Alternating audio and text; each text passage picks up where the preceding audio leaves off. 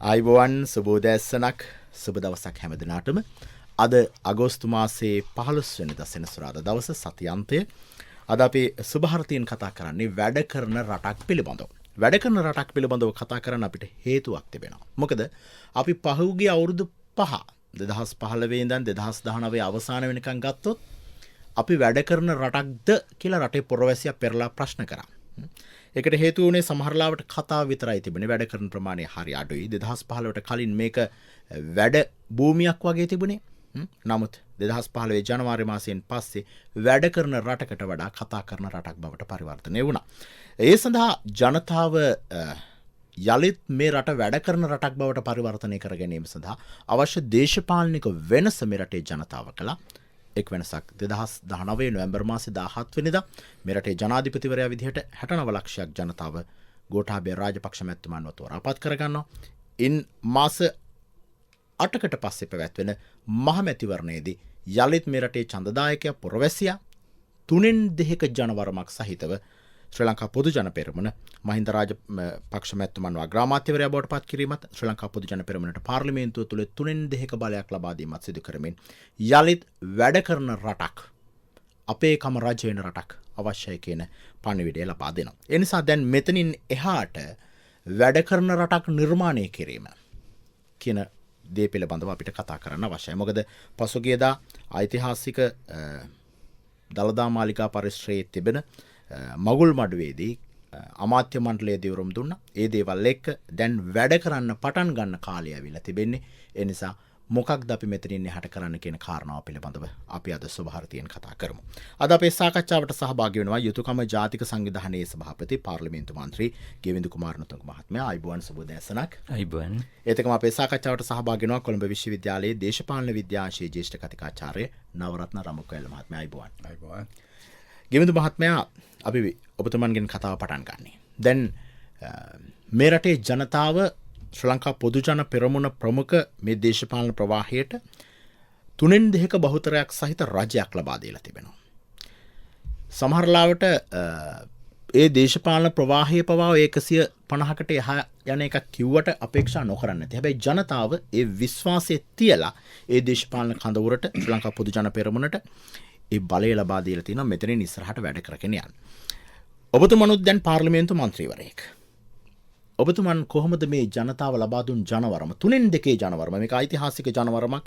ඉතිහාසයේ කවදාවත් 78 ව්‍යවස්ථාවෙන් පස්සේ කිසිදු රජයකට මේ වගේ ජනවරමක් ලැබිලා නැහැ. ඔබතුමන් කොහොමද කියවා ගන්න මේ ජනවරම ජනතා අභිලාෂයන් මොනවද ඇත්තටම? ගැන මගේ අදහස නම් ඇත්තටම කියන්නේ එකක් මේ ලැබිච්ච ජනවරම. හැබැයි අපි 3/2 කියන විශේෂ කාරණේ ගත්තොත් ඒ සඳහා විශේෂ හේතු තියෙනවා කියන එකයි මගේ නම් අදහස. ඒ නිසා ඊට ප්‍රථම මම හිතන්නේ අපි දකින්නවනේ 3/2 ලැබුණත් නොලැබුණත් අදි දැවැන්ත ජනවරමක් ලැබෙනවා කියන එක.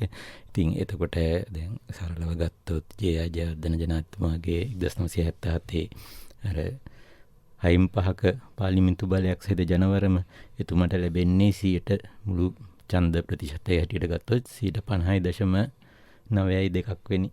ඒ කියන්නේ 50%කට 51කට වඩා අඩු ජනවරමක් තමයි එවැනි පාර්ලිමේන්තුවක් මේ වුණේ. දැන් මේවර ඊට වඩා අපි දන්නවා ගෝඨාභය ජනාධිපතිතුමාට ලැබිච්ච ජනවරමත් 52%ක ඊට වඩා වැඩි ජනවරමක්. මේ අවස්ථාවේදී ඊටත් වඩා ප්‍රතිශතයක් ගත්තොත් 58%ක් 80ක් ඡන්දය ප්‍රකාශ කරද්දිත් 69යි 70ක් ඡන්දය ප්‍රකාශ කරද්දිත් 69යි. ඔව් ප්‍රතිශතය හැටියට තවත් දුරටත් වැඩි. ඉතින් එතකොට කාරණා කීපයක් තියෙනවා අපි එතන දෙන්න. එකක් තමයි ගෝඨාභය රාජපක්ෂ ජනාධිපතිතුමා මෙතිවරණ ජනාධිපතිතුමන් ඉදිරිපත් කරපු සෞභාග්‍ය දැක්ම. ඒ සෞභාග්‍ය දැක්ම තුළ අපේ රට අලුත් ගමනකට යොමු කිරීමේ විශාල යෝජනාවලියක් තියෙනවා. ඒ යෝජනාවලියට ලැබිච්ච ජනානුමැතියක් එක්තරා පැත්තකින් ගත්තොත්. ඊළඟට මම හිතන විදිහට නම් දැන් නොවැම්බර් 16 වෙනිදා ඉඳන් මේ මහා මැතිවරණය එනකම් ජනාධිපතිතුමා ප්‍රමුඛ රජය දුන්න ආදර්ශ රාශියක් තියෙනවා.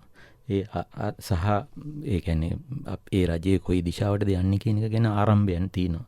ඉතින් ඒ මෙදිහත් තීම් තියෙනවා. ඒතකොට මේ මෙදිහත් තීම් ඊටාම සාධනීය හැටියට තමයි අපි දකින්නේ. කියන්නේ දැන් ජනාධිපතිතුමා ඒ තනතුර බාරගත්තන් පස්සේ අර මෙතිවරණ පුරුදු ඉක්මවා යමින් දුන්න නිහතමානී ආදර්ශය.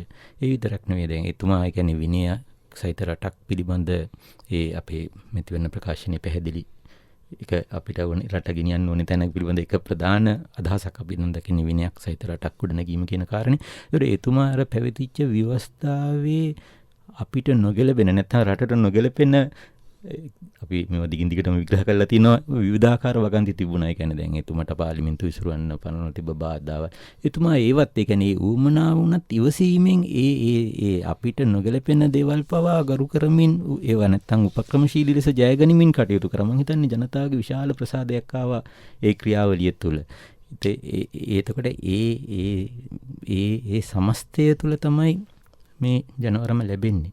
ඔබ 3-2 ගැන විශේෂයෙන් අහනවා නම් අපි හිතන්නේ රජයත් විශේෂයෙන්ම හින්ද රාජපක්ෂ අගමැතිතුමත් ඒ වගේම යුතුයකම අපේ සංවිධානයේ මේ ප්‍රමුඛ කාර්යභාරයක් ඉෂ්ට කරා.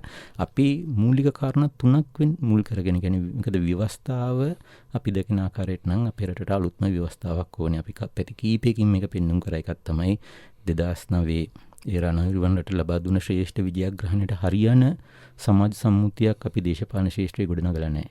ඒ සඳහා අවශ්‍යතාවයක් තියෙනවා. ඊළඟට 2015 සිද්ධ වෙච්ච අර විජාතික කුමන්ත්‍රණය හරහා අපේ රට අරාජික කරන විවිධාකාර වගන්ති අපේ ව්‍යවස්ථාවට ඇතුල් කරලා තියෙනවා. දානවිනි සංශෝධනය මුල් කරගෙන ඒ නිවැරදි කිරීමේ අවශ්‍යතාවයක් තියෙනවා. ඊළඟට මේ පවත්වාගෙන යන මැතිවරණ ක්‍රමය. ඒ කියන්නේ දූෂිතෙක් නොවි මහජන නියෝජිතෙක් වීම ඉතාම අපහසු තත්ත්වයට පත් කරපු මැතිවරණ ක්‍රමයක් තියාගෙන අපි අදූෂිත මහජන නියෝජිතයන් ගැන කතා පවත්වනවා. ඒක ඉහිලුවක් ඇත්ත වශයෙන්. ඉතින් ඒ මැතිවරණ ක්‍රමයේ නිවැරදි වීමේ අවශ්‍යතාවයක් තියෙනවා. ඒතකොට මෙවැනි කියන්නේ අලුත් ජන සම්මුතියක් අපි 2005 ඉඳන් 2005 ගයන් අපේ රට බෙදිලා තිබුණේ. ඉරි ඇඳලා තිබුණේ. විජාතික නිරීක්ෂකයන් ගෙනල්ලා තිබුණේ මේ ඉරි රකින්නවද කියලා බලන්න. එවැනි තැනක ඉඳන් තමයි අපි ආපහු අපේ රට දිනාගත්තේ. මෞබිම එක්සේසත් කරේ. එතකොට ඊට පස්සේ ආපහු ඊට එරෙහිව කුමන්ත්‍රණ තමයි 2015 ක්‍රියාත්මක වෙන්නේ. එයත් අපි පරාජය. එතකොට මේ ජයග්‍රහණ තහවුරු වෙන සැබෑ ඒ කියන්නේ සැබෑ ව්‍යවස්ථාවක්, සැබෑ ජන සම්මුතියක් අපේ රට ඉල්ලා සිටිනවා. අපි දන්නේ 3-2 අරුත නම් ඒ ජන සම්මුතිය ගොඩනැගීම වෙනුවෙන් කියන එක තමයි අපේ අදහස. හොඳයි. නවරත්න රඹුකැල්ල ජේෂ්ඨ කතිකාචාර්යතුමනි, දැන් ඔබතුමන් කොහොමද විග්‍රහ කරන්නේ බාහිර කෙනෙක් විදිහට? දැන් මෙතුමන් පාර්ලිමේන්තු මන්ත්‍රීවරයෙක් විදිහට, දේශපාලන ප්‍රවාහය නියෝජනය කරන කෙනෙක් විදිහට සහ යුතුයකම ජාතික සංවිධානය නියෝජනය කරන කෙනෙක් විදිහට උත්තරය අපිට ලැබෙන්නේ. දැන් ඔබතුමන් පරිබාහිර කෙනෙක් විදිහට, විශේෂයෙන්ම දේශපාලන විද්‍යාංශයේ ජේෂ්ඨ කතිකාචාර්යවරයෙක් විදිහට කොළඹ විශ්වවිද්‍යාලය, ඔබතුමන් කොහොමද මේ විග්‍රහ කරන්නේ ජනවරම? මේක ඉතිහාසයේ මම අර කලින් කිව්වා වගේ කවදාවත් නොලැබුණු ජනවරමක් මේ දේශපාලන පක්ෂයට, මේ දේශපාලන ධාරාවට ලැබෙන්නේ. ජනතා අභිලාෂයන්, ජනතා අපේක්ෂාවන් මොනව ඇද්ද මෙතරම් ජයග්‍රහණයක් ලබා දෙති? ඇත්තටම මම සාකච්ඡා කරන්නේ මේ ජනතාව විසින් ඇති කරපු ජයග්‍රහණය නම් බාහිර කෙනෙක් විදිහට නෙවෙයි. මේක ඇතුලේ අපි සියලු දෙනාටම මේ වැඩේ කරන්නට සිද්ධ වුණා. අත් වශයෙන්ම 3-2ක බහුතරයක් කියන එක කිසිවෙකු සමහර විට සිහිනෙන්වත් හිතපු නැති දේවල්. හැබැයි අපේ රටේ මම කියනවා මේක ඡන්දදායකයාගේ පරිණාමය.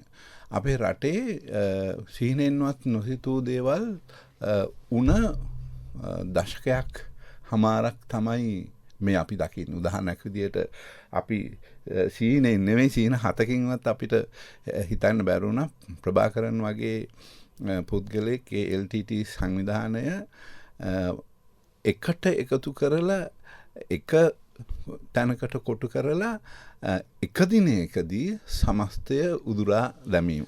දැන් අපිට LTT පරාජයක් වෙයිද නැද්ද කියන එක අපි හිතන කාලේ LTT පරදින්නේ නැහැ. පරදුනත් යම් මුල් ඉතිරි වෙලා තමයි මේක පරදින්නේ කියන අදහසක් තිබුණේ. නමුත් අපි සීනෙන්වත් නොසිතූ විදියට එක දිනයක මේ සම්පූර්ණ භූමිය සුද්ධ වෙලා ජයග්‍රහණයක්. එතෙන්දී ජන මනස තුල ඇති කරපු පරිවර්තන ඉතාමත්ම ගැඹුරු එකක්. මොකද ඒක පාරම්පරිකව තිබුණු ජන මනසේ විකෘතතාවයක් අවුරුදු 30ක යුද්ධයක් ඇතුලේ තමයි හිටියේ. එතකොට ජන මනස එක්තරා දුරකට පරිවර්තනය වුණා අපි නිදහස් කියන එක. මේ නිදහස් කියන පිරිස අති බහුතරයා බවට පත් වුණා. එතකොට 2015 ඇති වුණා. ඒක අපි පැහැදිලිව තේරුම් ගන්නට ඕන. ඒ එකතු කිරීම රාශියක්. විවිධ මූල ඉතාමත් බලවත් අය අපි නම් පෙළ හැමදාමත් කියනවා මේ ඉන්දියන් රෝ සංවිධානය ජාත්‍යන්තර බලවේග එතකොට විවිධ මේ රටේ සල්ලි අරන් මේ රටේ යම් යම් විනාශකාරී ක්‍රියාවන් කිරීම සඳහා ඒජන්ත කාර්ය කරන පිරිස ජනතා විමුක්ති පෙරමුණ එක්සත් ජාතික පක්ෂය මේ පිරිස් මේකට හැබැයි ඒ එකතු වුණු විසිරලා හිටපු එකතු වුණු පිරිසක්. නැවත එය කඩා දැමුවා ජනාධිපතිවරණයෙන්. මොකද මිනිස්සු ඒක ඇතුලේ තේරුම් ගැනීමක් තුළ නැවත ජන මනස පරිවර්තනය වුණා. එතකොට හරි වැදගත් කාරණයක් මේකෙන් අපිට පෙනුණා ජනාධිපතිවරණයේ ඉඳලා මේ මහමැතිවරණය දක්වා මාස ගණනාවක් කොරෝනා නිසා තවත් මාස ගණනාවක් සිද්ධ වුණා. එතකොට මේ මෙතෙන්දී අපි දකිනවා 3-2ක බහුතරයක්. ඒතර අපි දැක්කා ජනාධිපතිවරණයේ නොසිටි විශාල ජන පිරිසක්, අතිවිශාල ජන පිරිසක් මහමැතිවරණය නැවත මේක තුළ විශ්වාසදායකත්වයක් ඇතුව ඡන්දෙ දුන්නා. එතකොට ඒක පැත්තකින් ඒක විශාල වගකීමක් පැවරුවේ ආණ්ඩුවට. ඒ වගකීම සතුටක් වගකීමක් කාර්ය සාධනය සඳහා විශාල තල්ලුවක් පදනමක් විදියට ගත යුතු වෙලා තිබෙනවා. එතකොට මේ 3-2 අපි නොහිතුව එකක්. මම පෞද්ගලිකව කියන්නේ මමත් නොහිතුව එකක්ද කියලා. ඒ ලක්ෂණ අපිට පෙනුණා. නමුත් අපි හිතාගෙන හිටියේ අපිට ලොකු බැරියර් එකක් තියෙනවා, ලොකු බාධාවක් තියෙනවා. මේ සමානුපාතික නියෝජන ක්‍රමය තුළ අපට මේ සරල බහුතරයකින් එහාට යන්නට බෑ කියන ඉතිහාසය සිද්ධ වුණෙත් ඒක තමයි. නමුත් දැන් අපේ ගෙවිඳු සහෝදරයා පෙන්නපු සංඛ්‍යා ලේඛනය ඇතුළේ ජයර්ජයවර්ධන 50ක් තමයි 50 ගණනක් තමයි 6-5ක බලයක් සඳහා ගත්තේ. අපි කවුරුත් අර දෛනික ජීවිතයේදී මේක සංසන්දනය කරන්නේ නැහැ. ඒ කේවල මාත්‍රී ඡන්ද කොට්ටාශ ක්‍රමය තුලයි ඒක කරේ. එතකොට මේක කේවල ඡන්ද කොට්ටාශ ක්‍රමයට පරිවර්තනය කරා නම් මේක 6-5ටත් එහා පැහැදිලිව 6-5ට එහා යන බලයක්. එතකොට දැන් අපිට තියෙන ප්‍රශ්න මේ අර කේවල මන්ත්‍රී ඡන්ද කොට්ටාශ ක්‍රමයේ 51% ලැබපු ජනවරමෙන් එයා ජයර්ජයවර්ධන මේ ව්‍යවස්ථාව සම්පාදනය කරා නම් 59%ක් 60ක් ගත්ත මේ බහුතරයක් ගත්ත මේ මැතිවරණයෙන් ලැබපු බලයෙන් අපිට ව්‍යවස්ථාව සංශෝධනය කරන්න බැරිද? ඉතාමත්ම හොඳින් පුළුවන්. මම ඔබ අහපු මූලික ප්‍රශ්නෙට කියන්නේ මේ ජන මනස පරිවර්තන වුණා නැවත ආපස්සට නොයන යුගයක. මගේ එක පූර්ව අදහසක් තමයි අපේ රටේ දේශපාලන පක්ෂ ගැන කතා කරනකොට මේ පක්ෂ ක්‍රමය අපේ තිබෙන්නේ මේ බටහිර යුරෝපයේ නැත්නම් ලිබරල් හෝ ප්‍රජාතන්ත්‍රවාදී හෝ කියන රටවල් වල තිබෙන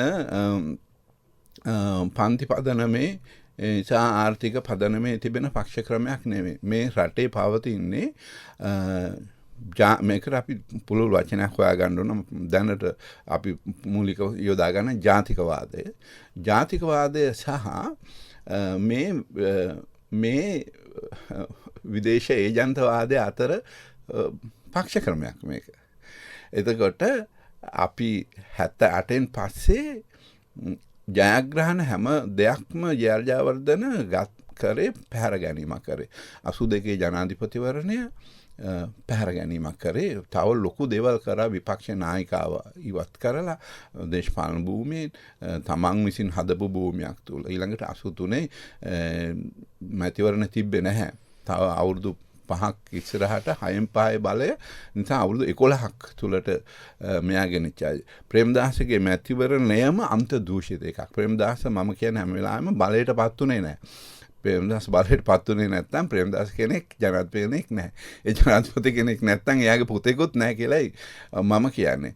ඉතින් ජන මනස පරිවර්තන වුණ ඒ විශාල පීඩාකාරීත්වය. ඇත්තටම ඕකට දුන්නු පිළිතුරක් විදිහට තමයි ඔය දූෂිත දශකයට දුන්නු පිළිතුරක් විදිහට තමයි චන්ද්‍රිකා බණ්ඩාරනායක මැතිණිය 62%ක ජයග්‍රහණයක් ලබා ගන්න. මේ ලැබුණු අවස්ථාවේ මිනිස්සු සම්පූර්ණ අනිත් පැත්තට ආවා. ඊයින් පස්සේ 2015 හැරුණකොට මේක ජයග්‍රහණී මාවත ඇතුලේ තමයි තියෙන්නේ. ඉතින් අපිට තිබෙන්නේ මේ ජයග්‍රහණයට සාධාරණ ඉටු කිරීමයි. ඒ තමයි අවම අපේ වගකීම. නැත්නම් අපිට නැවත 2015 අතරමැදුව මේ හැකියාවක් නැහැ. තමයි 3න් 2 ඊටාත්ම මිනිසුන්ගේ දැනුවත් වැඩක්. ඒ දැනුවත් වගකීමක් විදිහට බාර ගැනීම තමයි දැන් අපේ රටේ තිබෙන දේශපාලන වගකීම කියලා මම කියනවා. හොඳයි. අපි මේ අලුත් ව්‍යවස්ථාවකට යා යුතුයිද? එහෙම නැත්නම් සංශෝධනය කළ යුතුයිද කියන කතාවට යන්න ඉස්සෙල්ලා ගෙමිදු කුමාරතුංග මැතිතුමනි යුතුයකම ජාතික සංවිධානයේ සභාපති ඔබතුමන් පාර්ලිමේන්තු මන්ත්‍රීවරයෙක් වර්තමානයේ. දැන් ගෙමිදු මහත්මයා දැන් පහුගියදා වැඩ කරන රටක් නිර්මාණය කිරීම සඳහා රටේ ජනාධිපතිවරයා අග්‍රාමාත්‍යවරයා සහ අමාත්‍ය මණ්ඩලය හොඳට ශක්තිමත්ව තියෙන්න ඕනේ. පහුගිය අවුරුදු 5 ගත්තොත් ඔය කාරණාවන් පිළිබඳව ප්‍රශ්නාර්ථ තිබුණ නිසා තමයි අපි පස්සට ගියේ. වැඩ කරන රටක් නොවුනේ ඕකයි. කරපු වැඩ ටිකත් ගැටලු සහගත වුණේ. දැන් වැඩ කරන රටක් හදන්න නම් දැන් ජනාධිපතිවරයා ගැටලුවක් නැහැ. එතුමන් පැහැදිලිව පෙන්නලා තිනවා තමන් වැඩ කරන ජනාධිපතිවරයෙක් කියලා මේ ගෙවුණු මාස 8 තුල. අග්‍රාමාත්‍යවරයා පිළිබඳව ඉතිහාසගත සාක්ෂි ඕන තරම් තිබෙනවා. දැන් මේ කැබිනට් මණ්ඩලය එහෙම නැත්නම් අමාත්‍ය මණ්ඩලයේ පත් කිරීම පිළිබඳවත් විවිධ දේවල් තිබුණා. සමහර අය කිව්වා ඉතාමත් හොඳින් විද්‍යාත්මක අමාත්‍ය මණ්ඩලයක් පත් කිරීම සිද්ධ වෙලා තිබෙනවා කියලා. ඒක බැලු බැලමට පෙනෙන්නට තිබුණා. සමහර යුගවල අමාත්‍ය මණ්ඩලය පත් කළා තමයි අයගේ විෂයන් ගැසට් කරේ. ඒ අය දන්නේ නැහැ සමහරලාට කාලයක් යනකම් තමන්ගේ විෂයපතේ මොනවද. හැබැයි මේවත් ආවේ අමාත්‍ය මණ්ඩලය පත් කරන්න කලින් ඒ අය දන්නවා තමන්ගේ විෂයපතේ මොකක්ද.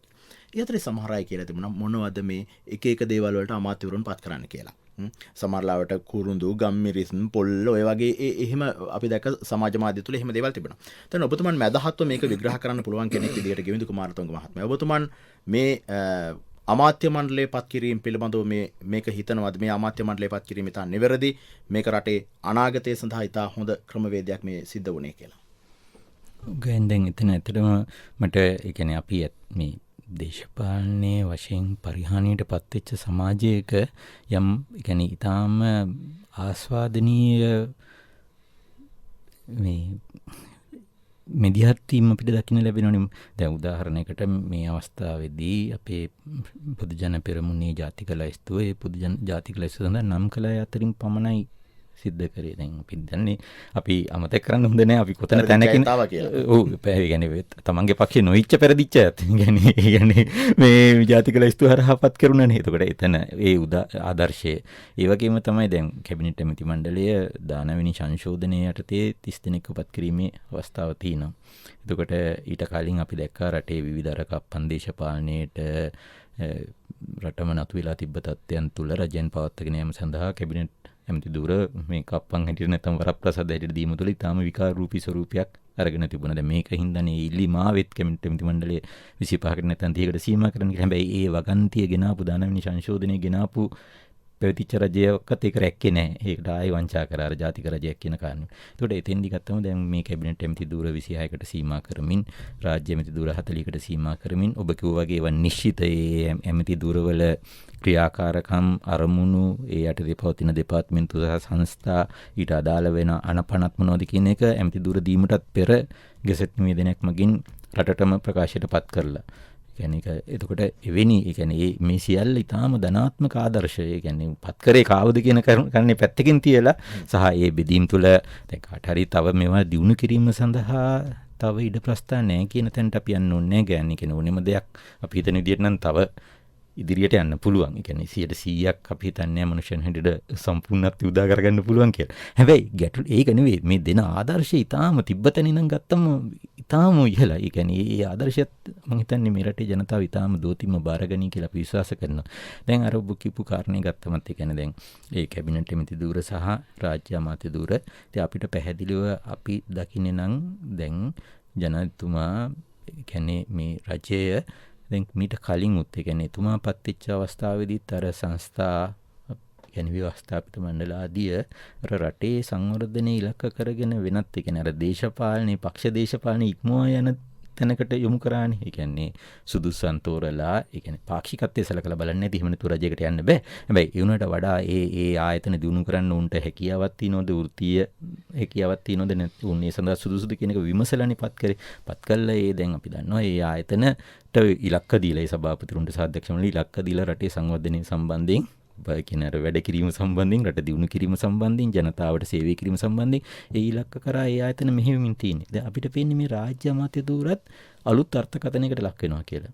ඔය දැන් අර සමාජ මාධ්‍ය තුල එක්තරා ආකාරයකට හාස්‍යයකට ලක් වෙච්ච ඒ නම් කිරීම තුල ඒ තියෙන්නේ රාජ්‍ය අමාත්‍ය ධූර හරහා අපේ රටේ විවිධ ආර්ථිකය වෙන්න පුළුවන්, සංස්කෘතිය වෙන්න පුළුවන්, ඒ ජනතාවගේ ජීවන තත්ත්වයේ හෙළෙසීම සම්බන්ධයෙන් සුබ සාධනීය පැත්තෙන් වෙන්න පුළුවන් නිශ්චිත ඉලක්ක මේ රාජ්‍ය අමාත්‍ය ධූර වලට දීලා තිනවා.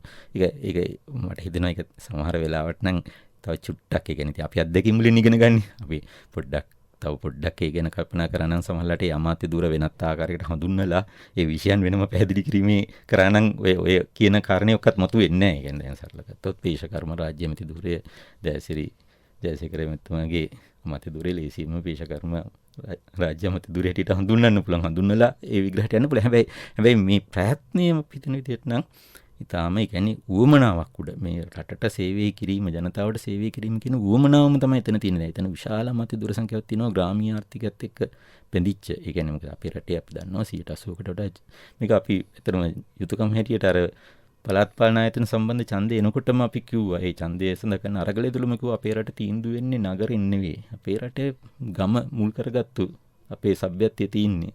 ඒ විකාශනයේ තියෙන්නේ එතන තමයි අපේ රටේ හදවත තියෙන්නේ. ඉතින් ඒක මම හිතන්නේ මේ රට දියුණු කිරීමේ ක්‍රියාවලිය තුලත් සැලකිල්ලට අරගෙන කිරිච්ච මේකක්. ඉතින් එහෙම ගත්තොත් අපි දකිනවා. ඒ කියන්නේ අර ඒ විවේචනය තුල යම් ආකාරයකට අර ජනතාව හිතපු දැන් අර මෙතුමා කිව්වා වගේ ගෑන් මෙතන පොඩි අපි හිතන විදිහට නම් ඊටාම බරපතල කාරණයක් තියෙනවා. මොකද ජනතාව ඊතරම් බලාපොරොත්තු තොගයක් මේ රජයේ කිරී තියලා තියෙනවනේ. ඒකට ඒ කියන්නේ මේ බලාපොරොත්තු ඒ කියන්නේ අර බැඳීම ආදරය බලාපොරොත්තු වැඩි වෙනකොට එතකොට ඒකට ප්‍රතික්‍රියාවක් උනත් දැනෙනවා සමහරලාට. ඔව් ඒ මම හිතන්නේ මේ මුහුණු පොත්වල ප්‍රතිචාරවල තේරෙන්නේ මේක බැඳිලා ඉන්නේ. ඒක ආයේ අපිට බාර දීලා නැහැ. ජනතාව තමන්ගේ අතේ තියාගෙන ඉන්නේ, බලාගෙන ඉන්නේ. ඒ අයගේ පැතුම නිෂ්ඨ වෙනවද කියලා. ඉතින් ඒකින්ද මම හිතන්නේ අපිටත් 100 පාරක් කියන්නේ කරන හැම පියවරක් ගානේ මිතාම බරපතලව හිතලා මේ ජනතාවගේ අභිලාෂයට කොහොමද ඒ අභිලාෂය සහ අපේ ක්‍රියාව අතර පරතරයක් නොවෙන්න කොහොමද මේක කරන්නේ? කියන්නේ මම හිතන්නේ එතන ප්‍රධානම දේ තමයි ජනතාවත් එක්ක සංවාදයක් ඕනේ. ඒ විවෘතභාවයක් ඕනේ. අපි මේ සාකච්ඡාව ගෙනියන්න ඕනේ. ඒක කෙරෙහි අනිවාර්යයෙන්ම අපි ඒ සඳහා කියන්නේ අපි හිතනවා ඒක අපිට කරන්න පුළුවන් ඒ කියලා. ඉතින් එතෙන්දී දැන් කියන්නේ සමහර දැන් තව අපි දැන් එතන උනත් දකින්න දේ තමයි අර 15 දෙනෙක්ගෙන් මුල කැබිනට් අමාත්‍ය මණ්ඩලය දැන් සෞඛ්‍ය මෙතුමීට සෞඛ්‍ය අමාත්‍යාංශයෙන් පැවරලා තිනවා. ඒකට විදේශ කටයුතු අමාත්‍යතුමාට දිනේෂ් කුණන්ද මෙතුමාට දැන් මේක ඊටාම හොඳ දෙයක්. ඒ කියන්නේ දැන් ඒ තෝරා ගැනීම ඉදිරියට ගෙන යන. සමහර තැන්වල අපිට හරියටම පැහැදිලි නෑ එහෙම වෙලා නැති කියන එකත්. ඉතින් ඒක මම හිතන්නේ ඉස්සරහට පැහැදිලි කිරීම සිද්ධ වේවි. එතකොට ඒ ආකාරයට ගත්තොත් මම හිතන්නේ ඊටාම හොඳ මම හිතන විදිහට දැන් මේක තිබ්බ තත්ත්වයක් එක ගෑන් අපි බලන්න ඕනේ. තිත්ත තත්ත්වයේ එහෙම් පිටින්ම කියන්නේ උඩු යටි කිරීමක් කියත හැකි. එතකොට එතන පොඩි අඩුපාඩු තියෙන්න පුළුවන්. ඒක ගැන මම කියන්නේ අපි ඒ අඩුපාඩු ගැන සංවේදී වෙන්න ඕනේ. ඒ ජනතාවගේ දක්වන මතයට අපි සංවේදී වෙන්න ඕනේ. හැබැයි අනිත් පැත්තට අපි ජනතාවට කියන්නේ මෙවැනි කියන්නේ මේ යෝධ පියවරවල්නේ. ඒ යෝධ පියවරවල් ගන්නකොට ඒ අදාළ සුදුසුම කෙනාටද මේ අමාත්‍යාංශ ලැබුණ ඊට වඩා එවැනි ජනතාවගේ පැත්තෙන් අපේක්ෂාවල් තියෙන්න පුළුවන්. අපි මනාපවලදී දුන්න පණිවිඩය එහෙමම ඇහුවද? එවැනි ප්‍රශ්න ජනතාවට තියෙන්න පුළුවන්. ඉතින් ඒක හැබැයි බැරෑරුම් කාර්යයක්නේ. දැන් අපිට අනිත් එක තමයි දැන් කලින් මේ අමාත්‍ය මණ්ඩල පත් කරේ බොහෝ විට රජයේ පිහිටවන පෙරමුණට තිබුණේ මන්ත්‍රී ධූර 109ක් 108ක් 112ක් එවැනි සංඛ්‍යාවක්නේ. තව අර මොනවා හරි විකනිතා විවිධ උපක්‍රම හරහානේ රජයේ බහුතරය හදාගත්තේ. දැන් පහුගිය රජයටත් තිබුණේ නැහැ නේ. ඒ කියන්නේ තිබුණේ. ඒතකොට TNA සංවිධානයේ විපක්ෂ වාඩි කරවලා උන්ගේ මේ උපකාරයෙන් තමයි රජේ පවත්වාගෙන ගියේ. ඉතින් දැන් 151ක් ඉන්නකොට එතකොට ඒ 100 අනිත් එක අර 106ක් ඉන්නකොට සමහරවිට 106ම ඇමතිවරු ගැන කැබිනට් ඇමතිවරු රාජ්‍ය ඇමතිවරු නියෝජ්‍ය ඇමතිවරු දැන් ඒකත් අපිට දැන් නියෝජ්‍ය එතනම තිබුණේ අනවශ්‍ය මේ වරප්‍රසාද විලඳු ප්‍රශ්නයනේ. දැන් රාජ්‍ය ඇමතිවරු සහ නියෝජ්‍ය ඇමතිවරු එimhe දෙවර්ගයක් ඉන්න බෑ කියලා අපි ඇත්ත වශයෙන්ම අපිත් මේ රජයට කිව්ව කාරණයක් කරුණාකරලා එකක් මේ වරප්‍රසාද වෙනුවෙන් ඇමති දුර තියෙන්න බෑ. ඒ කියන්නේ රටේ සංවර්ධනයේ ජනතාවට සේවය කිරීම ඒකත් නිවැරදි කරලා තියෙනවනේ. දැන් ඉන්නේ කැබිනට් ඇමතිවරු සහ රාජ්‍ය ඇමතිවරු සහ රාජ්‍ය ඇමතිවරුන්ගේ කාර්යභාරයත් නිශ්චිත කරලා තියෙනවා. ඉතින් මේවා ඉතාම ඉදිරිගාමී පියවර. ඉතින් එතකොට කලින් මම කියමින් හිටියේ ඒක අවස්ථාවක ගත්තම ආණ්ඩු පක්ෂයේ අමාත්‍ය ධූරයක් නැති කවුරුවත් නැහැ. එහෙම රටකින් මේ එන්නේ. ඉතින් එහෙම එතකොට දැන් 151කින් දැන් ඔක්කොම එකතු කරත් 68යිනේ. 40යි 66යි. ඉතින් අඩකට වඩා අඩුයි. කියන්නේ 150කට වඩා අමාත්‍ය ධූර නැහැ. ඉතින් අපි රට ඉල්ලුවේ ඒක නෙවෙයිද ගෑන්. ඒ කියන්නේ අහවලාට තියනවද අහවලාට නැද්ද? ඒක දැන් රට ඉල්ලුවේ ඒක නෙවෙයි ඉල්ලුවේ මේ විකෘතියෙන් රට ගොඩ ගන්න රට හදන්න. ඒ කියන්නේ ඒ ආදර්ශය දෙන්න කියලානේ. ඉතින් ඒ ආදර්ශය මම හිතන්නේ රටට ලැබිලා තියෙනවා. හොඳයි. දැන් මේ නවරත්න රමුක්වැල්ල ජ්‍යෙෂ්ඨ කතිකාචාර්ය තිබුණා. අපි මේ කතාව මෙහෙම යන අතරේ දැන් සමහරවිට කෙනෙක්ට මෙහෙම දෙන්නත් පුළුවන්. දැන් අමාත්‍ය මණ්ඩලයපත් කිරීමේදී සමහරවිට ඔය කෙනෙක්ට දෙන්නෙට මේ විවේචනය කරන්නත් පුළුවන්. සමහරවිට නම් වශයෙන් තිබුණාම බතික් කර්මාන්තය, කුරුඳු, ගම්මිරිස්, බුලත් එහෙම තිබුණා. හැබැයි මේකේ තව කෙනෙක්ට තර්ක කරන්න පුළුවන් මේ වගේ දේවල් මෙහෙම කිව්වම මේ දේශීය කර්මාන්තය හදන්න, දේශීය ආර්ථිකය හදන්න යලිතර අපිට තිබුණු ගොවිතැන ඉස්සරහට අරගෙන ඇවිල්ලා අර වෙන රටවල් වල තිබුණු දේවල් එක්ක අපේ ආර්ථිකය හදන්න ගියාට වඩා වෙනස් තැනක් පිළිබඳව මේ වතාවේ කල්පනා කරලා තියෙනවා. දේශීය ජාතික ආර්ථිකයක් හදන්න මේ කැබිනට් මණ්ඩලය පත් කරලා තිබෙනවා කියලා කාට හරි තර්ක කරොත් ඔබතුමන් එකඟද දේශපාලන විද්‍යාව පිළිබඳව විශ්ලේෂකයෙක් විදිහට, දේශකයෙක් විදිහට? ඔව් දැන් ඔය මේ මම ඒකට උත්තරයක් දෙන්න කැමති. ඔය අපි හිතමු කියපු රාජ්‍ය අමාත්‍ය ධූර සඳහා වෙන් කරපු කාර්යපතයේ යම් නම් තිබුණා. ඒ නම් කීපයක් උදාහරණ විදිහට එකක් අරන් අපිට කතා කරොත් අපිට මේක පැහැදිලි කරගන්නට පුළුවන්. හැබැයි ඕක තිබුණෙත් ඔය එහෙම ගැටලු තිබුණෙත් ජ්‍යෙෂ්ඨ කතිකාචාර්යතුමනි රාජ්‍ය අමාත්‍ය ධුරවල විතරයි. කැබිනට් අමාත්‍ය ධුරවල පැහැදිලිව නිශ්චිතව තිබුණා. විදේශ නම් විදේශ, අධ්‍යාපන නම් අධ්‍යාපන, ජනමාධ්‍ය එහෙම කැබිනට් අමාත්‍ය ධුරවල එහෙම මෙදිහත් උනාට පොඩ්ඩක් නැත්නම් ඒ කියන්නේ අර රාජ්‍ය අමාත්‍ය ධුරවලත් විශේෂපතේ පිළිබඳ ඒක නිශ්චිතයි. ඒක ගැන ගැටලුවක් තිබුණේ නැහැ. නම් කිරීමේ විතරයි ගැටලුව තිබුණේ. ඉතින් ඒක මම කියන්නේ ඒක ගැටලුවක් කරගන්න අවශ්‍යත් නැහැ. වෙයි අපිට ඒක ඉස්සරහට නිවැරදි කරන්නත් පුළුවන් කාරණයක් නෙච්චර බරපතල දෙයක් නෙවෙයි. ඔව් ජේසකට. ඔව් දැන් ඇත්තටම දැන් ඒ කාරණේ කිව්වත් අපි හිතමු සෞඛ්‍ය අමාත්‍යාංශය. ඊට පස්සේ යටතේ විෂයපතයන් වෙනම රාජ්‍ය අමාත්‍යාංශ යටතේ. සෞඛ්‍ය මූලික තේමාව. එතකොට දීවර අමාත්‍යාංශය. එතකොට පරිසරය. ඒ යටතේ විවිධ රාජ්‍ය විෂයපතයන්. එතකොට මේක තමයි අලුත් ප්‍රවේශය. අලුත් ප්‍රවේශ කියන්නේ මේක තමයි තාර්කික ප්‍රවේශය. අපි විද්‍යාත්මක කියන නම මම යොදා ගත්තත් නොගත්තත් මේක තමයි බොහොම සබුද්ධික පිළිවෙත. මූලික මේ විධායක ගැන අපි දන්න විධායක කියන්නේ ආණ්ඩුක්‍රමයක් තුළ ඉතාමත් වැදගත්ම කාර්යභාරය. මේ විධායක ශේෂ්ත්‍රයේ තිබෙන අතර එහි කාර්යභාරයන් නැවත කාර්යක්ෂම ආකාරයෙන් බෙදා තිබෙනවා. ඒ අනුව තමයි මේ අමාත්‍ය මණ්ඩලය මේ ආකාරයෙන් තීරණය වෙන්නේ. ඒතර මම අර මුලින් කියපු ආකාරයට ඔය අපි කියපු විෂයපතේ යම්කිසි කාරණා කීපයක් අපි උදාහරණයකට අරන් කතා කරොත් උදාහරණයක් විදිහට රෙදි සහ බතික් කර්මාන්තය කියන එක අපි ගත්තාම අපි මම හිතන්නේ යම්කිසි කාලයක අපේ බතික් කර්මාන්තයක් විශාල වශයෙන් නැගීගෙන ආවා. ඊට පස්සේ ඒක ප්‍රධාන ඉල්ලුමක් බවට පත් වුණා. ඒක විදේශ ඉල්ලුමක් බවට පත් වුණා. එය වැටුණා. ඒ වගේම අපි දන්නවා අපේ ඔය ජාතික යයි කියන ආර්ථික උපාය මාර්ග තිබුණ කාලේ දේශීය රෙදි කර්මාන්තය හැම තැනම හැම ගමකම වීවින් තිබුණා. ඒ වගේ රෙදි නිෂ්පාදනය කරා. රැකියා ලැබී තිබුණා. ඒ වගේම විශාල වශයෙන් තුල්හිරිය පූගොඩ.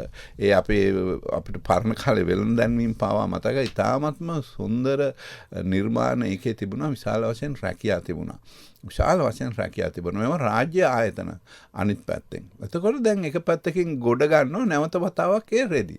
දැන් මේක විහිළුවකට ලක් කරනවා. මේක විහිළුවකට ලක් කරන මූණු පොතේ තිබෙන එක පැත්තක් තමයි මේ චීත්තයක්. බතික් කැමති චීත්ත. ඒ කියන්නේ මෙතන ස්ත්‍රීත්වයටත් මූලික නිග්‍රහයක් කරනවා. මූලික නිග්‍රහය කරනවා. දැන් ඔය එකක්. ඊළඟට මම ගන්න කැමති කිතුල් කියන එක. කිතුල් මම හැමදාම මම පන්තියේ ළමයින්ටත් මේක කියන දෙයක් තමයි කිතුල් තිබුණා නම් තිබෙන්නේ එංගලන්තේ නම් අපි තමයි ලොකුම ජාතිය වෙන්නේ කිතුල් අපි නිෂ්පාදන ආනයන කරන. මේක තියෙන්නේ ඇත්තට මේ කිතුල් තියෙන්නේ අපි මණිකක් උඩ ඉන්නවා මේ ඒක හාර ගන්න බැරි සම්පතක් ඒක. අපිට විතරක් මේ ඝර්ම කලාපීය භාවය අපි ප්‍රයෝජනෙට ගත්තේ නැහැ. ඒ තරම් වැදගත් දෙයක්. මේන් කර හැකි නිෂ්පාදන අපි අත දාලා නැති නිසා ඒකේ නිෂ්පාදන කර හැකි ශක්තිතාවයත් අපි හරියට දන්නේ නැහැ. මම ඔය තෙලිජ්ජ කියලා ගත්තොත් මම දන්න අපේ ගමේ ඒක තමයි අපි බීපු මිහිරිතම සුවඳවත්ම මිහිරිතම පානය. මම රා කියන කතන්දරෙත් නෙමෙයි කියන්නේ. හැබැයි රා පෙරුවත් කමන්නයි කියලායි මම කියනවා. දැන් උදාහරණයක් විදියට ඔය යෝජනා 1900 මට ඒකේ මූලය මතක නැහැ අපිට ඒ තරම් දේශපාලන කරන කාලේ නෙවෙයි 60 ගණන් වල එන්නෙම් පෙරේරා සම්බන්ධයෙන් එතුමා ඔය යෝජනාවත් ගෙන හරි යම්කිසි දෙයක් කිතුල් සම්බන්ධයෙන් කරන්නට ගියාම පෙරේරා එයාගේ නම පෙරේරා විදියට විකෘති කරලා මේ ඔය UNP බලවේගය තමයි ඒකත් ඉදිරිපත් කරේ. ඕක තහනම ඇතුලේ තියෙන දේශපාලනෙත් ඒක හරිම මම කියන මාර වැඩක් කියලා. යටත් විජිතවාදීන් මේක තහනම් කළා. මේක තහනම් කරලා කරේ අපිට ඒගොල්ලන්ගේ අරක්ක පුරුදු කරා. ඒ පුරුදු කිරීම ගම්වල නිදහස්ව කරා. නිදහස්ව කළ මේක ඉතාම තහනමක් කිතුල් ගහක් දැකීම පවා බියෙන් සසලවන දෙයක්. අපි පුංචි කාලේ මම දැකලා තියෙන රා පෙරනාය අල්ලගෙන ගගහා පොලිසියට ඇදගෙන යනවා. එතකොට මේක එළියට ගත්තු එක. මේක ඇතුලේ මම මේ රා පෙරන්න කියන නෙවෙයි කියන්නේ. අපේ වෙන විදියකින් අපි ගමු මේ 19 වෙනි සියවස වෙනකල්ම අපේ සංස්කෘති ඉතිහාසයේ මම හිතන්නේ අපි තරම් පැණි ආශ්‍රිත කාපු කැවිලි කාපු ජාතියක් නැහැ. ඒවද ගොඩාක් අභාවයට පත් වෙලා තියෙනවා. අපි කැවුම් වල බලමු කැවුම් වර්ග ගණන්, අලුවා වල වර්ග ගණනාවක්, වැලිතල්ප වල වර්ග ගණනාවක්. අපි දන්නේ නැහැ අද ඒවා කියන්නේ. මොකෙන්ද ඒක කරේ? සීනි ගෙනාවේ නෑනේ. අද 100ට අපි 100ට මම හිතන 85 90ක් විතර සීනි පිටරටින් ගෙන 10ක් අපි නිෂ්පාදනය කරා. අර ඔක්කොම කරේ කිතුල් වලින්. අර අපි විශාල වශයෙන් 100ට සීනි ප්‍රධාන අපේ ආනයනයක් විශාල විදේශීය මිනිහක් ආනවා. නමුත් අරක කරේ කිතුල් වලින්.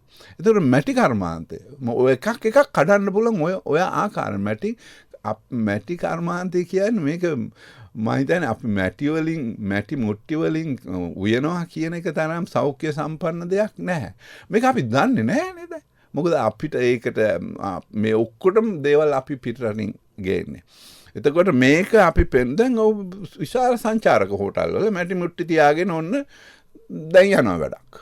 අපි දන්න හැමතැනම විශාල ප්‍රවාහයක් ආව ගමේ කඩේ අරව මේවා කියලා මේක ඇතුලින් තියෙන විඥානය තමයි මේවා අපේ පැවති ඉතාමත්ම සෞඛ්‍ය සම්පන්න ඉතාමත්ම ගුණවත් ඉතාමත්ම ලස්සන. මම නිකම් මැටි මුට්ටිය අපි උයලා අපි කීපයක් තියාගෙන උයලා ඕෆ් කරාමත් ඒක ඉදෙනවා.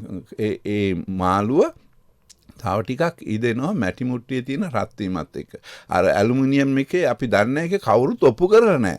මේකේ තියෙන මේ විෂසහිත භාවය. එතකොට ඔය හැම එකක් සම්බන්ධයෙන් මේ අය මැටි ඇමති විදියට. එතකොට මැටි කර්මාන්තයට අපි තනක් දිය යුතු නැත්. මේකෙන් මේ අය දන්නවද සංඛ්‍යාත්මකව කී දෙනෙක් මැටි කර්මාන්තය යෙදিলা ඉන්නවද? අපේ ගම්වල හරහා වළංකාර ගියා මෙව්වාද ඊට වඩා හොඳ මාකට් එකෙන් ගේන්න පුළුවන්. එයා කොයිතරම් අනාථ වෙලා තියෙනවද පවුල් එක කියලා. ඒවා නොදැන තමයි මේ කරන්නේ. මේ කියන්නේ ඇත්තට මේ අය මැට්ටෝ. එතකොට මේ නූතන මේ අද ඇතිකල තියෙන කැබිනට් මණ්ඩලය තුළ මේ සියලුම ගාමීය කර්මාන්තය සහ අපිට තියෙන සියලුම විභවයන් ආර්ථික විභවයන් සහිත දේවල් සම්බන්ධයෙන් හොඳ ආමන්ත්‍රණයක් කරලා තිබෙනවා. අපි ඒ විවේචකයන්ගෙන් ඒක පැහැදිලිව ආරක්ෂා කරගත යුතුයි.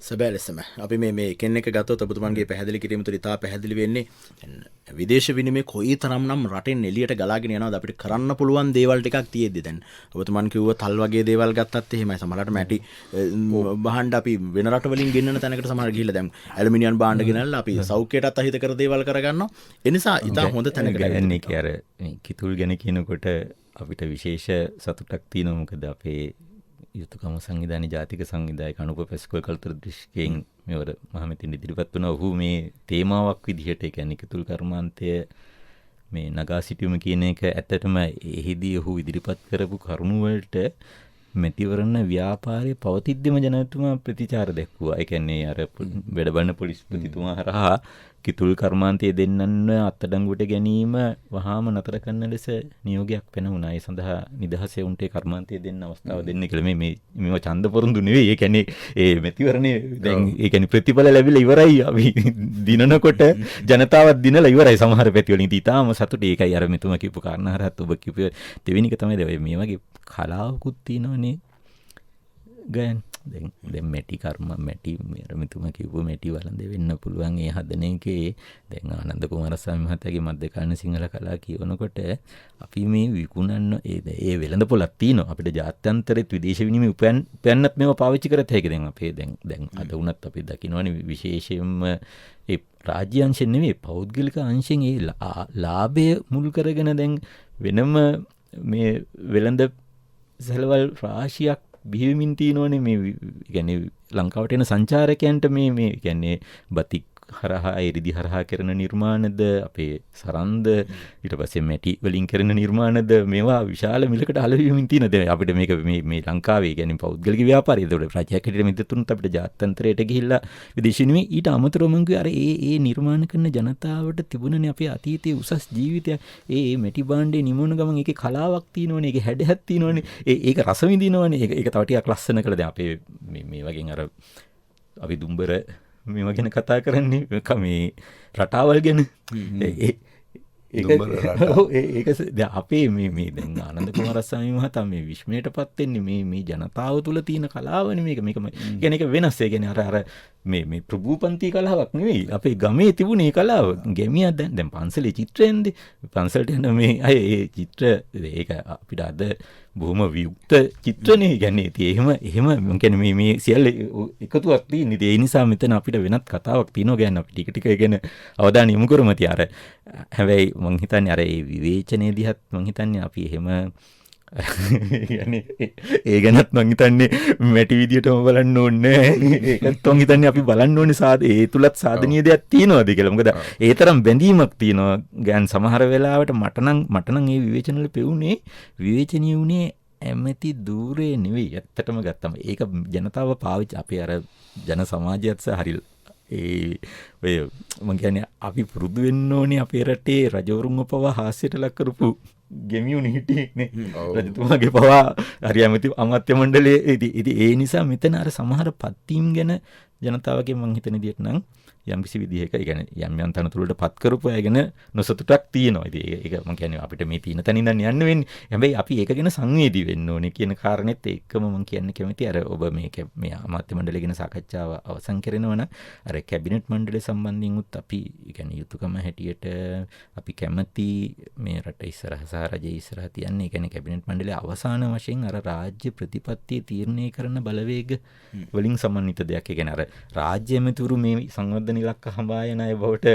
පත් කරගනිමින් හැබැයි අර කැබිනට් අමාත්‍ය මණ්ඩලය දිහා බලන්න ඕනේ මං හිතන්නේ ඊට වඩා අර මුළු රාජ්‍ය ප්‍රතිපත්තිය මේ විශාල අභියෝගයක් නේ. මොකද වෙනස් ලෝකයක් තියෙන්නේ බටහිර ඒ දැනුම් සම්ප්‍රදායක් තියෙන්නේ බටහිර ආධිපත්‍යයක් තියෙන්නේ. ඒ තුල අපි කොහොමද අපේ සભ્યත්වයේ කරා යන ගමන කියන එක සම්පූර්ණයෙන්ම අභියෝගයක් ගන්න. ඒක අපි කියන්නේ එහෙම අපිට පාරක් හදලා දීලා නැහැ කවුරුත්. අපි විසින් මේ පාර හදා ගන්න ඕනේ. අපි විසින් මේ දැනුම නිර්මාණය කරගන්න. අපිට වරදින්න ගොඩක් තැන් තියෙනවා. ඒක අපි පිළිගන්න ඕනේ. මොකද අපිට සමහර දේවල් බැලීමෙන් වෙන්න පුළුවන්. ඉතින් ඉගෙන ගන්න වෙන්නේ. ඉතින් ඒ නිසා අර ඒ කැබිනට් මණ්ඩලය කියන එක ගැනත් මම කියන්නේ දැන් මේවා නිශ්චිත ඒවා නෙවෙයි මේ අවුරුදු 5කටම පත් කරන්නේ නෙවෙයි. මේ ක්‍රියාවලිය තුල අපි හිතන්නේ ජනාධිපතිතුමා දැන් සමහර තනතුරු සම්බන්ධයෙන් ලේකම්වරු සම්බන්ධයෙන් කෙලින්ම තීන්දුව ගත්තනේ. එහෙම ඒ කියන්නේ ඒ අවශ්‍ය ඉලක්කය කරා යන්න වඩා සුදුසුෙක් වුණොත් එතුමා ඒ තීන්දුව ගත්තා. ඒ නිසා අපි හිතනවා ඒ කියන්නේ අපි ජනතාවගෙන් කියන්නේ මේ ඔබේ මතය කියන්නේ අපි මේ මතයට විරුද්ධයි. අපි කැමති ඒ විවේචනයට. මොකද අපි කැමති ඔබට හැඟෙන දේ දැනෙනවට ඔබ ප්‍රසිද්ධිය ප්‍රකාශ කරනවට අපි කැමතියි. අපිට එතකොට ආපහු හිතලා බලන්න අවස්ථාවක් තියෙනවා, නිවැරදි වෙන්න අවස්ථාවක් තියෙනවා.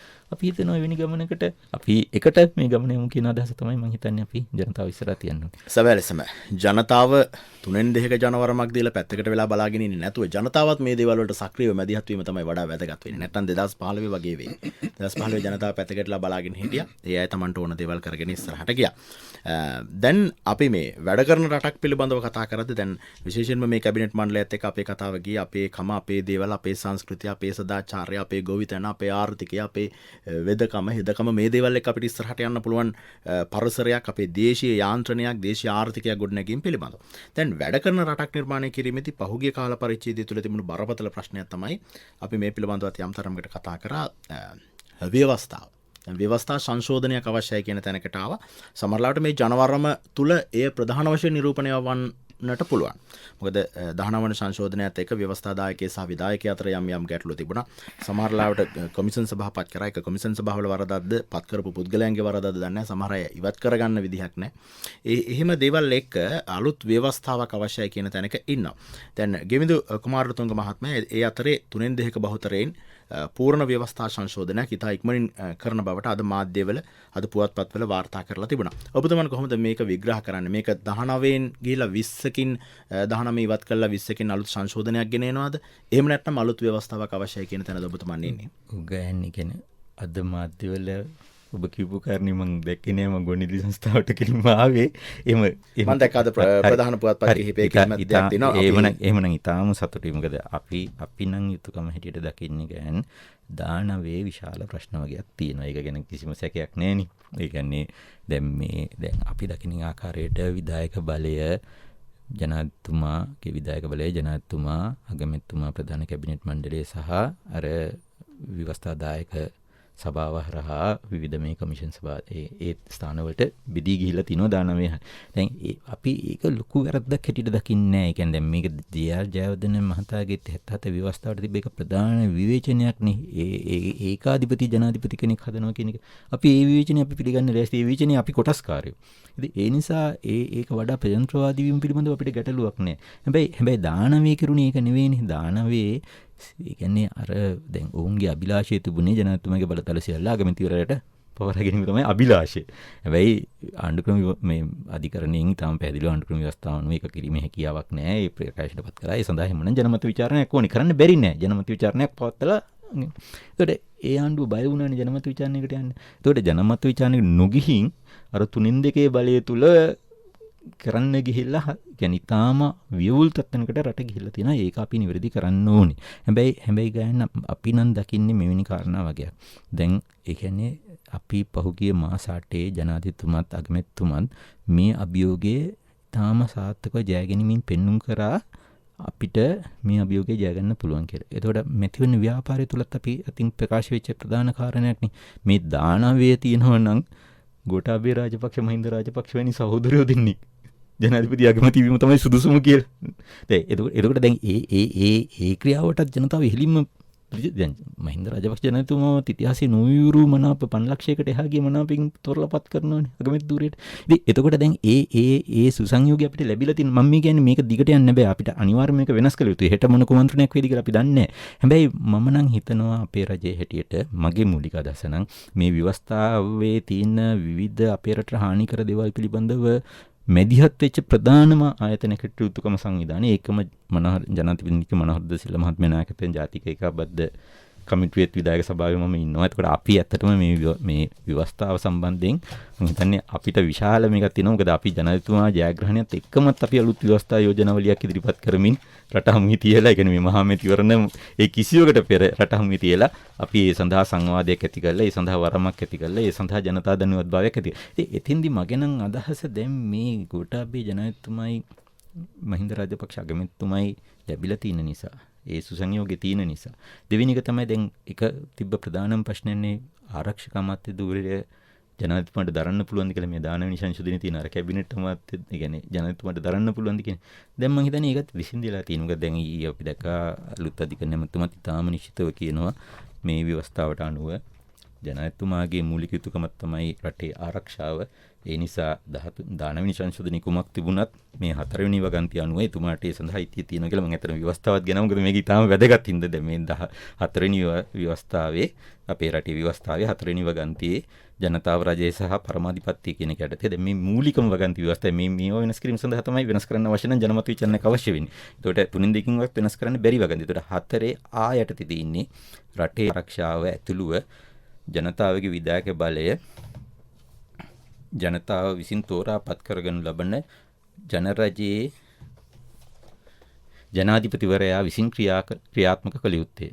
ඉතාම පැහැදිලි නිගයන් රටේ ආරක්ෂාව ඇතුළුව ඒකට රටේ ආරක්ෂාව කියන එක විශේෂ කළා දක්වලා තිනවා ජනාධිපතිවරයා විසින් ක්‍රියාවට නැගිය යුතුයි කියලා. ඉතින් ආයේ ආරක්ෂකම ඊට පස්සේ තුමා ව්‍යවස්ථාවනුම සේනාධිනායකයා. ඉතින් මේ වගන්ති දෙක ගත්තම මම හිතන විදිහට කිසිම ගැටලුවක් නැහැ. දැන් ඒ ගැටලුව එහෙම දැන් ඒකයි මහනුවර අර මගුල් මඩුවේදී ඒක විශේෂයෙන් ප්‍රකාශයටපත් වුණා. ඒ කියන්නේ ආරක්ෂක අමාත්‍යධූරය ජනාධිපති ගරු ගෝඨාභය රාජපක්ෂ මහත්මයා විසින් දරනු ලැබේ කියන එකත් ඒ කැබිනට් මණ්ඩලය පත් කරද්දීම දැන් ඒ කාරණේ අපේ ඒ ආකාරයට විසඳිලා තියෙනවා නම් ඒක තමයි අත්‍යවශ්‍ය තත්ත්වය. එතකොට මට හිතෙන්නේ නම් දැන් ජනතාවට දැන් අනතුරු තියෙන දානවි විතරක් නෙවෙයි 13ත් ඒ වගේම විශාල අනතුරක් තියෙනවා. ඒ කියන්නේ දැන් මම කියන්නේ වැරදි කුමන්ත්‍රණයක් තුල වැරදි රාජ්‍ය නායකයෙක් පත් වුණොත් එහෙම පොලිස් බලතල ඉඩම් බලතල මෙව පළාත් සභාවලට පැවරීමේ අවස්ථාව උතුරු නැගෙනහිර එකතු කිරීමේ අවස්ථාව මේ සියල්ල අපේ ව්‍යවස්ථාව තුළ තියෙනවා. ඒතකොට අනතුරු එතනක් තියෙනවා. ඒ නිසා දැන් ඊට අමතරව දැන් 16 වෙනි සංශෝධනයේ හරහා සිංහල භාෂාවට උතුරු නැගෙනහිර පනවල තියෙන සීමා අදටත් ක්‍රියාත්මකයි. දැන් මේවත් නිවැරදි වෙන්න ඕනේ වනේ. ඡන්ද ක්‍රමී. ඉතින් මම නම් හිතන්නේ මේ 3-2 ජනවරම මේ සමස්තය වෙනුවෙන් දුන්න ජනවරමක්. මම හිතන්නේ මෙතෙන්දී අපේ නම් ඉල්ලීම තමයි ජනාධිපතිතුමා හැටියට රාජ්‍ය නායක හැටියට ඒ සඳහා නායකත්වය දෙන අතර මේ පාර්ලිමේන්තුව තුළ මහින්ද රාජපක්ෂ අගමැතිතුමා තරම් සුදුස්සෙක් නෑ මේ අලුත් ජන සම්මුතිය අපේ රටට ලබා දෙන. එතුමා ඒ සඳහා නායකත්වයේ දීලා. මොකද එතුමා තමයි මේ රට රැක්කේ. එතුමා තමයි මේ රට සේසත් කරන්න මුල් වෙන්නේ අපේ ජනතුමත් එක්ක ආරක්ෂක ලේකම් මෙරිට එදා. ඊට මේ විජාතික කුමන්ත්‍රණේ පරද්දන්නත් එතුමා තමයි නායකයා නේ. මේ ඒතකොට මේ නායකයන් දෙදෙනාගේ සුසංයෝගයෙන් මොකද මං හිතන්නේ අර 2015 ඔය දානවි විතරක් නෙවෙයිනේ ගයන්නාවේ දානවයත් එක්ක ඊට පස්සේ දිගින් දිගට මාස 6න් 6ට ජයන්පති වික්‍රමරත්නයි සුමන්දිරන් මන්ත්‍රීතුමා එකතු වෙලා අපේ රටට එරෙහිව වෙනම ව්‍යවස්ථාවක් ගෙන විශාල දැන් ඒකට විරුද්ධව අරගල කරපු ඒ වෙනුවෙන් සටන් කරපු විශාල ජන සංඝයක් ඉන්නවනේ. ඒ ජන සංඝයනේ මේ ජනවරමට මුල් වෙන්නේ. එතකොට මම කලින් කිව්ව ජාතික ඒකපද්ධ කමිටුව වෙන්න පුළුවන්, බුද්ධ ශාසන කාර්යසාධක මණ්ඩලය වෙන්න පුළුවන්, අස්ගිරි මහා විහාරය වෙන්න පුළුවන්, අස්ගිරි මල්ලුතු කාරක එවැනි විශාල ඉතින් මං කියන්නේ මේ සමස්තයත් එක්ක රජේ වහාම ඒ කියන්නේ මේ සම්බන්ධයෙන් ඒ කියන්නේ මේ පිරිස්වල මතය විමසලා සුදුසුම දේ තමයි හැකි ඉක්මනින් මේ සියල්ල කැටි කරගත් අර ජනතා අපේක්ෂා සියල්ලත් කැටි අතීත වැරදි නිවැරදි කරන අලුත් ජනතා අපේක්ෂාවන්ට නිදහසේ නැත්තම් ඇත්තටම ගත්තොත් 18 කරල්ලි ඉඳන් ආපු ජනතා අපේක්ෂාවන් වගේ තියෙනවා ස්වාධීන සොයරි මොබිමක් පිළිබඳ. ඒ අපේක්ෂාවන් අපිට නිදහසින් ඒක සාක්ෂාත් කරන්න බැරි වුණා. 56 උත්සාහ දරුවක බණ්ඩාරනායක මහතාව ඝාතනය කරා.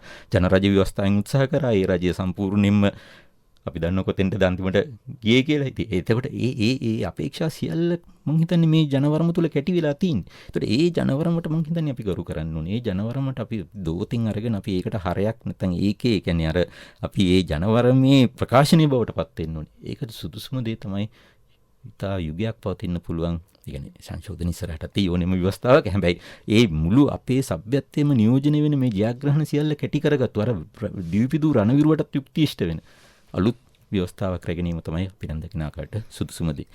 හොඳයි.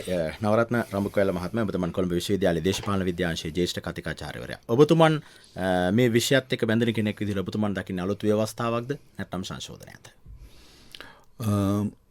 මම ඒකට ඍජු පිළිතුරකින් මම කියන්නේ මේ අලුත් ව්‍යවස්ථාවක් යුතුයි කියන එක. ඒකට ප්‍රධාන හේතුවක් තිබෙනවා. ඒ තමයි මේ රටේ ස්වදේශික වාදී චින්තනයක් තියෙන අය එවැනි ආණ්ඩුවක් විසින් තමයි ව්‍යවස්ථාව හැදිය යුත්තේ. වෙන දෙයක් නෙවෙයි. දැන් අපි මේ යටත් විජිත බලපෑම ඇතුලේ තාමත් ඉන්නේ. එතකොට 1956 ජයග්‍රහණ පස්සේ ව්‍යවස්ථාවක් පිළිබඳ අදහසක් තිබුණා. ඊ타ත්ම සාධනීය ඉතාමත්ම අවශ්‍ය නිදහස් ස්වාධිපතිත්වය පිළිබඳ අදහස පෙරදරි කරගෙන. එතකොට එවැනි එම ව්‍යවස්ථාව සම්පාදනය කිරීම සඳහා කමිටියකුත් බණ්ඩාරනායක මහතා පත් කළ තිබුණා 1958 පමණ. බණ්ඩාරනායක මහතා ඒකත් එක්ක තමයි ඝාතනය වෙන්නේ. එතකොට 70 ආණ්ඩුව විසින් ව්‍යවස්ථාවක් සම්පාදනය කරා. ඒකේ මූලික හරය තමයි අපි ස්වාධිපත්‍ය දිනාගත්තු එක. පැහැදිලිවම අපි මේ 22 ඇති කරපු ව්‍යවස්ථාවෙන් 1972 ඒකෙන් තමයි අපේ රටේ ස්වාධිපත්‍ය පිහිටවන්නේ. නමුත් ඒ ව්‍යවස්ථාවට අවුරුදු 5ක් යන්න දුන්නේ නැහැ. ඒක බිඳ දැම්මා. එතකොට ජය ජයවර්ධන ව්‍යවස්ථාව හැදුවා. ජය ජයවර්ධන හදපු ව්‍යවස්ථාව සම්පූර්ණයෙන්ම පුද්ගලික ව්‍යවස්ථාවක්. මේ 19 වෙනි ව්‍යවස්ථා සංශෝධනයේ පවුලකට එරෙහිව ව්‍යවස්ථා සංශෝධනය කරන්නේ රාජපක්ෂ වරුන්ට දේශපාලන තහනම් කියන එක තමයි එකෙන් කරන්නේ. කියන්නේ ඒ වගේ එකක් තමයි ජය ජයවර්ධනට තමයි දේශපාලන බලය තිබිය යුත්තේ කියන එක තමයි 78 ව්‍යවස්ථාවේ තිබෙන මූලික හරය. පුදුමාකාර දෙයක්. එතකොට ඒක සංශෝධනය කරන්න සහ ඒ අයම් පහේ ලැබු බලය නැති කරගන්නටත් ඔහු කැමති වෙන්නේ නැතුව සාල අපි මීට පෙර මං කිව්වා වර්ධි දූෂිත ව්‍යාපාරකින් ව්‍යවස්ථාව ආරක්ෂා කරගත්තා. අද මේ ව්‍යවස්ථා මූලයේ තමයි අපි මොන තරම් ජනවරමකින් ආණ්ඩු පෙරළුවත් ජය ජයවර්ධන අපේ ඔළුව උඩ ඉන්නවා. ඒක නිසා අපි ව්‍යවස්ථා සංශෝධනයක් කළ යුතුයි. කරුණු දෙකක් නිසා ජය ජයවර්ධනගේ මේ ව්‍යවස්ථාව නිසාම අපි වෙන ව්‍යවස්ථාවක් හදාගත්තා. මොකද ඒක සම්පූර්ණ UNP අවශ්‍යතාවයට හදපු එකක්. ජය ජයවර්ධන අවශ්‍යතාවයට ඒක හැදුවේ මේ කාලේ පරිවර්තන කරන්න සිද්ධ වුණ පරිවර්තන කර ලංකාවේ ආර්ථිකය විවෘත ආර්ථිකයක් විදිහට මේ ජාත්‍යන්තර අධිරාජ්‍යවාදයට දොරගොළු ඉවර කිරීම. ඒ සඳහා අවශ්‍ය ජනතාව මර්ධනය කිරීම සඳහා දැඩි බලයක් ජය ජයවර්ධනට. ජය ජයවර්ධනට ඒ දැඩි බල ඔහු විසින් ඔහුගේ ව්‍යවස්ථාව සාදාගත්තා. එතකොට අපි මේක අන්තිම ප්‍රාථමික ක්‍රමයක්. මේක විහිළුවක්. සහ මේක නින්දාවක්. නිසා මූලික වශයෙන් ව්‍යවස්ථාව සංශෝධනය කළ යුතුයි. ඒ කාරණේ ඔබතුමාගෙන අලුත් ව්‍යවස්ථාවක් ගෙන යුතුයි කියන එකනේ. සංශෝධනය කළ යුතුයි කියන්නේ මේ 77 ව්‍යවස්ථාව විස්ථාපනය කළ යුතුයි කියන එක නේද? විස්ථාපනය කළ යුතුයි කියන එක. මේ ව්‍යවස්ථාව වෙනස් කළ යුතුයි. 78 ව්‍යවස්ථාව අපි මේක අයින් කරන්න ඕන. හැබැයි ඉන්පස්සේ ව්‍යවස්ථාව අයින් කිරීමේ ව්‍යාපාරය හොඳයි ඒව අසමත් වුණේවීම ඒ උත්සාහය දැන් චන්ද්‍රිකා බණ්ඩාරනායක මේ අපේ අද අවශ්‍යතාවයට නෙවෙයි ආගෙන ගියේ. එතකොට රනිල් වික්‍රමසිංහ මේ ඊතරම් සුළු බලයක් සහිතව මේ ඒ සඳහා මන්ත්‍රී කෙනෙක් යොදාගෙන සුමන්ත්‍රණම් යොදාගෙන සහ ජයන්පති වික්‍රමාරත්න යොදාගෙන මේ කරන්නේ. දැන් අද අපිට ඇවිල්ලා තියෙනවා. අද තමයි ඓතිහාසික අවස්ථාව අපිට ආදලා තියෙන්නේ. මේ ඔක්කොම බලය මේක සුණු විසුණු කර ජය ජයවර්ධන බාධාවක් දාලා තිබුණා නම් මැතිවරණ ක්‍රමයෙන් අනාගත ආණ්ඩුවකට වෙනස් කරන්න බෑ මේ ව්‍යවස්ථාව කියලා. එයත් අපි ජයග්‍රහණය කරලා තිබෙනවා. 3-2 බලයකුත් ලබාගෙන. ඒ නිසා ව්‍යවස්ථාව වෙනස් කළ යුතුයි කියන එක තමයි සංශෝධන නොවිය යුතුයි. දැන් ඉගෙනසය කියනකොට කියන්නේ දැන් මේ ව්‍යවස්ථාවට අපි සංශෝධන ගෙනාවොත් අපි මේ අපේ සිරස හැටියට නැත්නම් අපේ මූලික නීති හැටියට දැන් මේක හඳුන්වනකම බලනකොට 77 ව්‍යවස්ථාවනේ ජේ.ආර්.ගේ ව්‍යවස්ථාවනේ මේ 77 කියන්නේ අපේ රට නැති කරපු තැනනේ අපේ විජාතිකත්වයට අපේ සියලු සාරධර්ම කියන්නේ මුළු ජන සමාජයේම මේ දූෂිතත්වයට පත් කරපු මුලනේ අපි ඒක පවත්තන් යන්න ඕනද?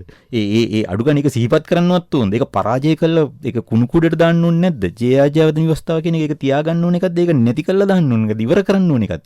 ඒ වෙනුවට දැන් අපි අලුත් ව්‍යවස්ථාවකට දැන් මේක පොහොට්ටු ව්‍යවස්ථාවනේ. අපි අලුතින් ගෙන ව්‍යවස්ථාව. අපේ මහින්ද ජනාධිපතිතුමාගේ ගෝඨාභය ජනාධිපතිතුමාගේ ව්‍යවස්ථාවනේ. දැන් ඒක නෙවෙයිද තියෙන්නේ උනේ අපේ රටේ. අපි ගැමුණු රජතුමා ගැන කතා කරනවා වගේ. මම කියන්නේ අපි ඒ කියන්නේ මේ ජනවරම හරියට කියවනෝ නම් ගයන් අපි මාස 3ක් ඇතුළත අලුත් ව්‍යවස්ථාවක් ගේන්න ඕනේ. මගේ නම් අදහස ඒකයි. හරි ජනතා පැතුම ඒකයි. මේ මට එන පණිවිඩයේ මේ කෙටි පණිවිඩයම ගත්තම අහන්නේ කවදද මේක කියන්නේ? කවදද කියන්නේ? මොනවද අයින් කරන්නේ? මොන ඒ ජනතාව ඉන්නේ එතන මේ වැරදියට කියවන්න එපා ගයන්.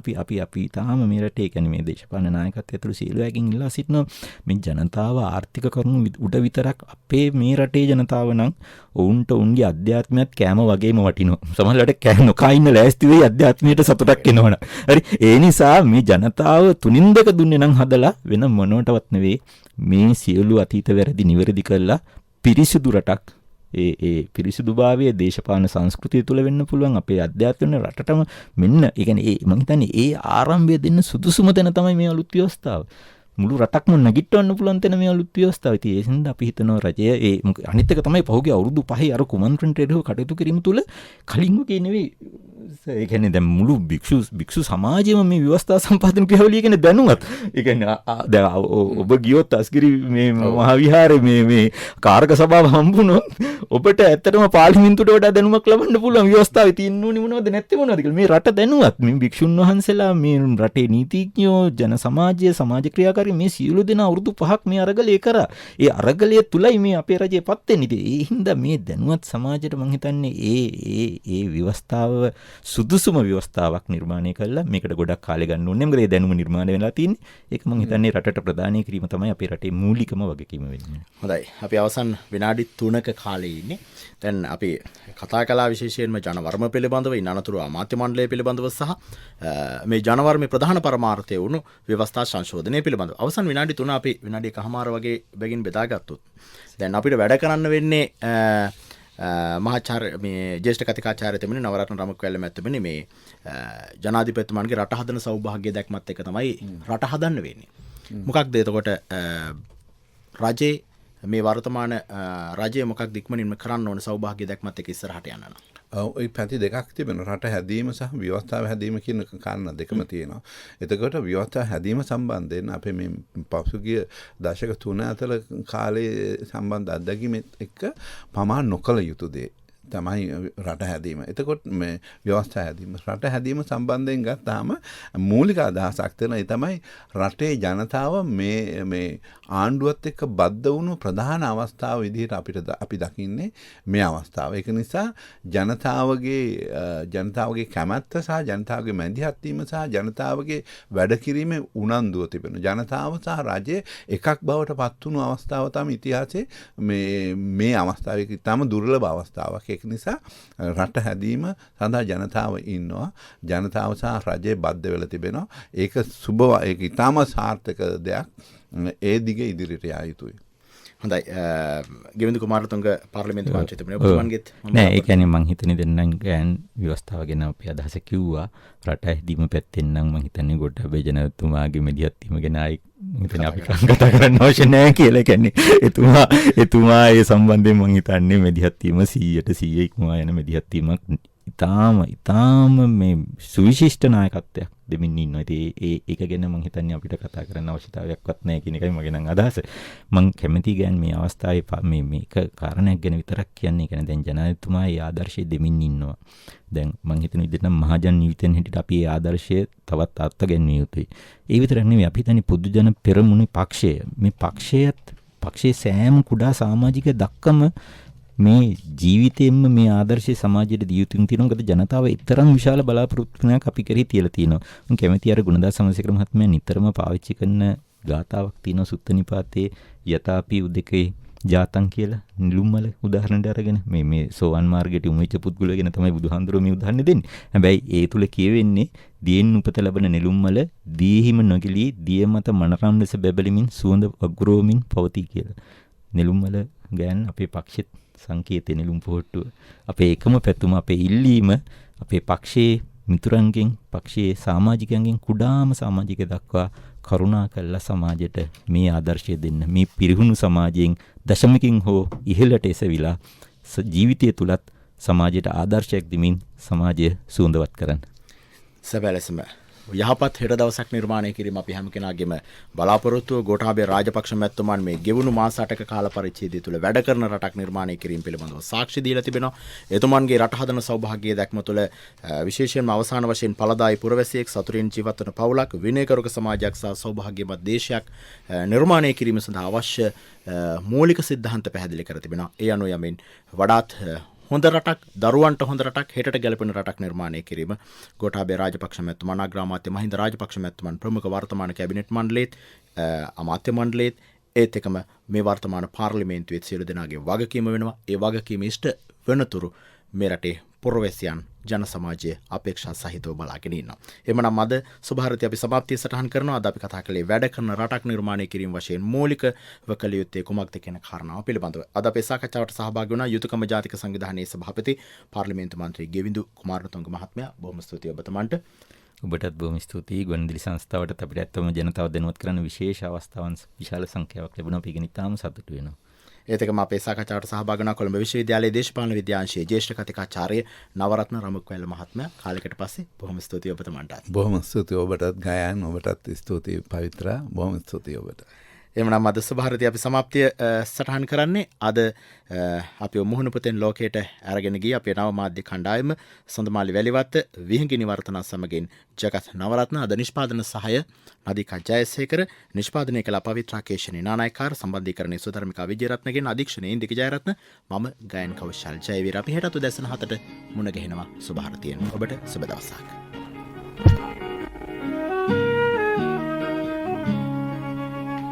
දැනුම ලබාගමු උදෑසනකසේ සිතැඟි වඩාලමු දිය ඇල්ලකසේ සුභාරතී